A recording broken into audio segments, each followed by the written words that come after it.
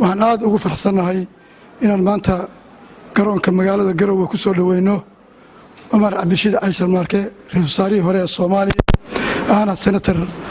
dowladda federaalka ah aad baan ugu faraxsanahay maanta soo booqdo Puntland isaga iyo waftiga uu hogaaminayo runtii farxad bay noo tahay inaanu soo dhaweyno waxa weeye waa tiirarka ugu waaweyn ee Puntland ku tirsan tahay sidoo kale waa tiir muhiim noogu ah oo taabageliyay oo door weyn ku lahaa dhisidii Jubbaland dowladda dhexe ee Soomaaliyana door fiican buu ka soo qaatay aad baan ugu faraxsanahay maanta inuu Garowe nagu soo booqdo Sanatar Cabdirashiid magaaladaadii deegaankaagii dhulkaagii ku soo dhawow aad baan ugu faraxsanahay anagoo ah golihii qayb ka mid ah golihii baarlamaanka iyo madax kale oo ka mid ah dowladda Puntland runtii waxaan rabaa marka hore inaan u mahadceliyo dhammaan mas'uuliyiinta xildhibaanada dowlad goboleedka Puntland ee halkan ugu soo dhaweeyay iyo shacabka iyo dadweynaha deegaankan uga mahadcelinaya sidii difnaadnimo soo dhaweeyeen oo ku faraxsanahay inaan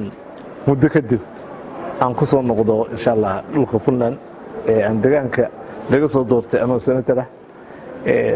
laba arrimood ayaa hadda u muhiimsanaa runtii imaatinkeena halkan arrin waxay ahayd waqti waxa la galay kala guura 2020